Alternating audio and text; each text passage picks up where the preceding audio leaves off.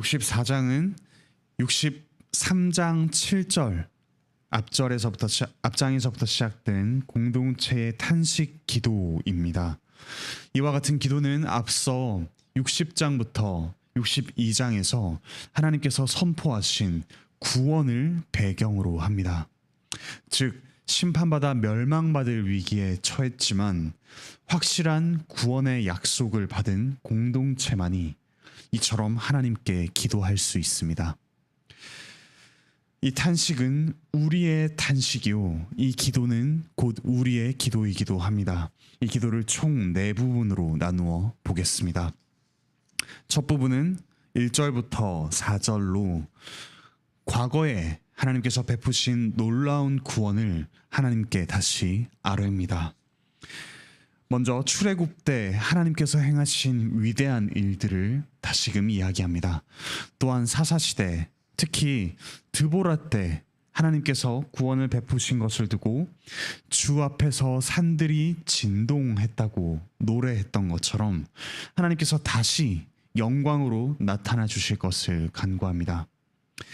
과거에 하나님께서는 2절에서처럼 원수들에게 주의 이름을 알게 하시고 4절에서처럼 주를 앙망하는 자를 위하여 이런 일을 행하셨습니다. 이제 동일하신 하나님께서 동일하게 구원을 베푸시기를 구합니다. 두 번째 부분은 5절부터 7절입니다. 여기서는 공동체의 죄를 고백합니다. 과분한 사랑을 받아보신 적이 있으십니까? 넘치는 사랑을 받을 때 사람은 정직해질 수 있습니다. 자신이 그만한 사랑을 받을 만한 자격이 없다는 사실을 알기 때문입니다. 그래서 자신의 연약함과 잘못을 우리를 사랑하는 바로 그 사람을 향해서 고백할 수가 있습니다. 마찬가지로 하나님께서 이미 구원을 선포하셨기에 그와 같은 구원을 받을 자격이 없는 자신의 모습을 하나님께 정직하게 고백할 수 있습니다. 회개의 동기는 두려움이 될 수 있습니다.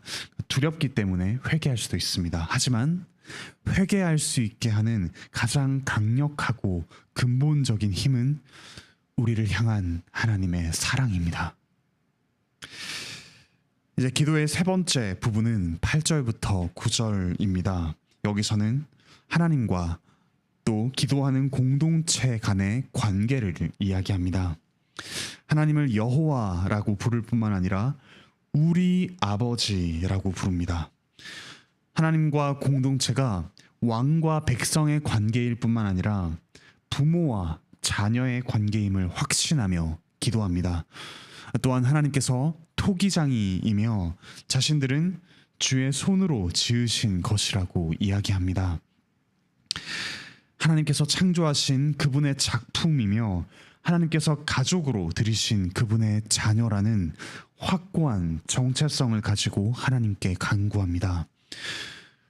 부모가 잘못한 자녀에게 영원히 분노하지 않듯이 또 토기장이가 그 작품을 아끼듯이 하나님께서 속히 구원해 주시기를, 그 분노를 거두어 가시기를 이렇게 간구할 수 있습니다.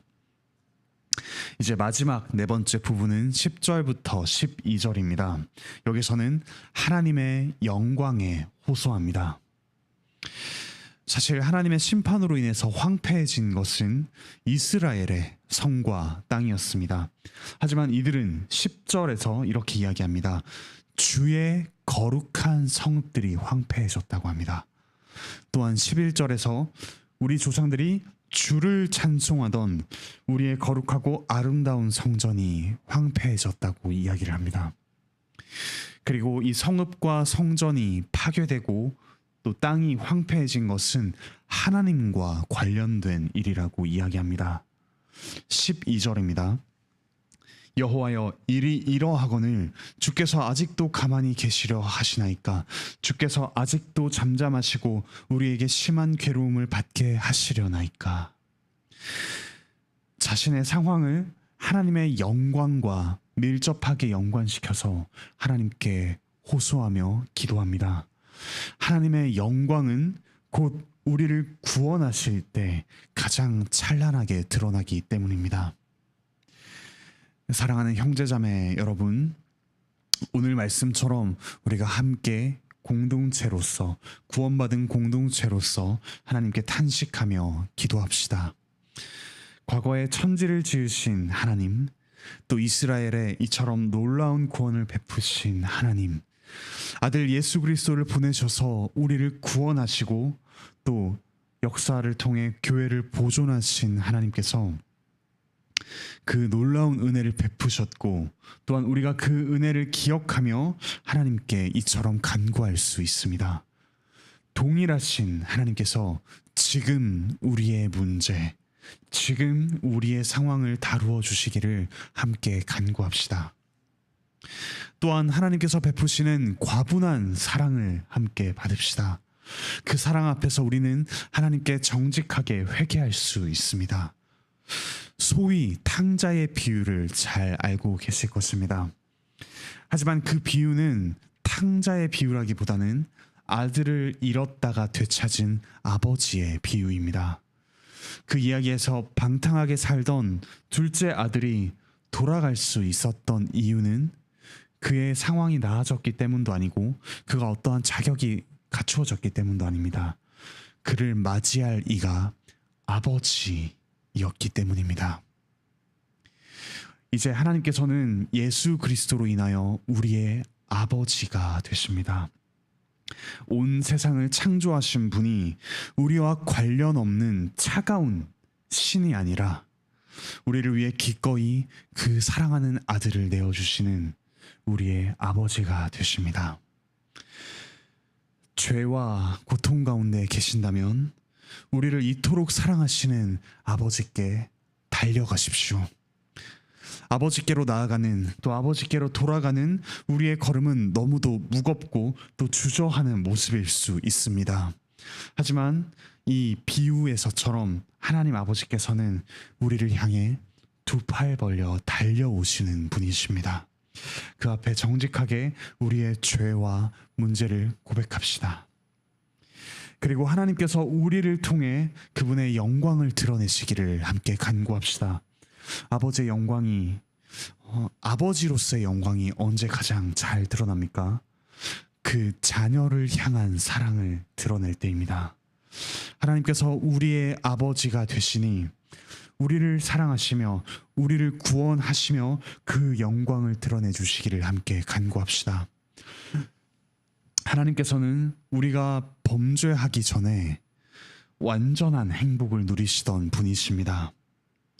그러나 우리가 범죄한 후에는 우리의 구원을 완성하실 때까지, 우리를 그분의 형상을 완전히 담게 하실 때까지, 우리를 그분의 나라로 데려가실 때까지 하나님은 순전하고 완전한 행복을 유보하실 것입니다. 우리에게 그분의 행복을 거셨기 때문입니다. 그 하나님께 우리에게 그분의 이름과 그분의 영광과 그분의 온전한 기쁨을 거신 우리 하나님께 그분의 영광을 나타내 주시기를 함께 간구하면서 나아갑시다. 함께 기도하시겠습니다. 하늘에 계신 우리 아버지 하나님, 저희가 무엇이건데 하나님께서 우리에게 하나님의 이름과 하나님의 영광과 하나님의 순전한 기쁨을 거시는지요. 우리가 그처럼 과분한 사랑을 받았기에 감히 하나님께 죄인된 모습으로 나아갈 수 있고 우리의 죄를 정직하게 고백할 수 있습니다. 하나님께서 우리의 아버지가 되시며 우리를 너른 품으로 안으시기 때문입니다. 우리를 위해 그 아들 예수 그리스도를 내어주셔서 우리의 죄를 용서하시고 우리를 하나님의 자녀로 삼으셨기 때문입니다. 하나님께서 우리의 아버지가 되시기에 우리의 모든 죄와 우리의 모든 고통과 우리의 모든 문제를 가장 선하게 다루어 주실 것을 믿습니다. 고통받는 저희 성도들 주께서 아버지로서 치유하여 주시옵소서.